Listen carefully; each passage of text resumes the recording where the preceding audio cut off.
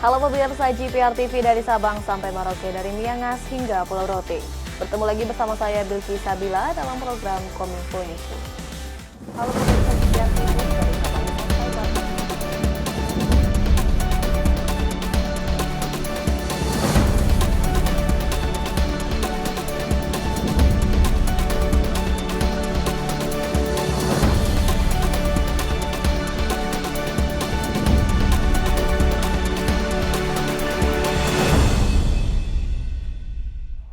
Kita awali informasi pertama, pemirsa. DPR Republik Indonesia mendorong Kementerian Komunikasi dan Informatika memasifkan sosialisasi pemahaman rancangan Kitab Undang-Undang Hukum Pidana.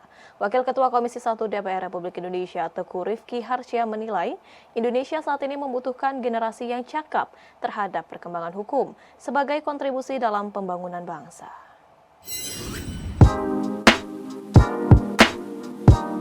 DPR Republik Indonesia akan segera mengesahkan RKUHP menjadi undang-undang pada pertengahan Desember 2022. Urgensi pembaruan KUHP dapat dilihat dari kedudukannya, yakni sebagai dasar hukum pidana di Indonesia.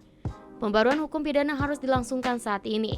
Hal tersebut dikarenakan pembaruan hukum pidana pada hakikatnya mengandung makna sebagai upaya untuk melakukan reorientasi dan reformasi hukum pidana yang sesuai dengan nilai sentral sosiopolitik, filosofi, dan kultural masyarakat Indonesia.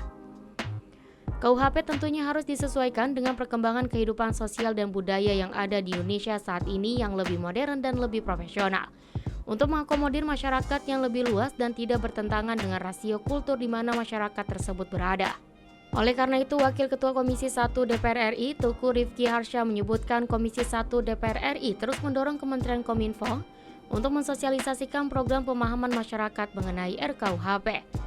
Hal tersebut dikarenakan Indonesia saat ini membutuhkan generasi yang cakap terhadap perkembangan hukum dan pada akhirnya berkontribusi nyata dalam berbagai aspek dalam pembangunan bangsa. Kami di Komisi 1 DPR RI terus mendorong Kemkominfo untuk fokus mengembangkan program-program peningkatan pemahaman dan wawasan anak bangsa, khususnya terkait rancangan Undang-Undang KUHP ini. Kita membutuhkan SDM-SDM bangsa yang handal, cakap, dan adaptif, serta bijak dalam menghadapi perkembangan di masyarakat, khususnya terkait hukum. Sumber daya manusia yang nantinya mampu meningkatkan produktivitas bangsa dan pada akhirnya berkontribusi nyata dalam peningkatan pendapatan negara. Otoritas Jasa Keuangan resmi memperpanjang program restrukturisasi kredit terdampak COVID-19 hingga 2024. OJK menjelaskan keputusan ini dilatar belakangi oleh ketidakpastian ekonomi global yang tetap tinggi. Otoritas Jasa Keuangan memperpanjang kebijakan restrukturisasi kredit dan pembiayaan hingga 2024 yang akan dilakukan secara targeted dan sektoral untuk mengatasi dampak lanjutan pandemi COVID-19. Dalam keterangan resmi pada laman ojk.go.id menyebutkan bahwa saat ini ketidakpastian ekonomi global yang tetap tinggi karena disebabkan oleh normalisasi kebijakan ekonomi global oleh Bank Sentral Amerika Serikat, ketidakpastian kondisi geopolitik, serta laju inflasi yang tinggi menyebabkan terjadinya perlambatan pertumbuhan ekonomi dunia yang tidak dapat dihindarkan. Namun di sisi lain, pemulihan perekonomian nasional terus berlanjut dengan lebih terkendalinya pandemi serta normalisasi kegiatan ekonomi masyarakat, sehingga sebagian besar sektor dan industri Indonesia telah kembali tumbuh. Adapun kebijakan yang OJK ambil yakni mendukung segmen UMKM yang mencangkup seluruh sektor, mulai dari sektor penyediaan akomodasi dan makan minum, serta beberapa industri yang menyediakan lapangan kerja besar, seperti industri tekstil dan produk tekstil, serta industri alas kaki. Lebih lanjut, OJK juga akan terus memantau perkembangan perekonomian global dan dampaknya terhadap perekonomian nasional, termasuk fungsi intermediasi dan stabilitas sistem keuangan.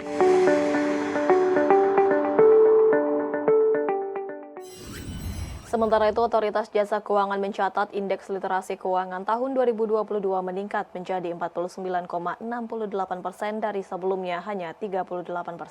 Hal ini disampaikan anggota Dewan Komisioner Otoritas Jasa Keuangan dalam bidang edukasi dan perlindungan konsumen, Friderika Widiasari Dewi, dalam rapat dengar pendapat dengan Komisi 11 DPR Republik Indonesia. Otoritas Jasa Keuangan kembali menyelenggarakan Survei Nasional Literasi dan Inklusi Keuangan tahun 2022.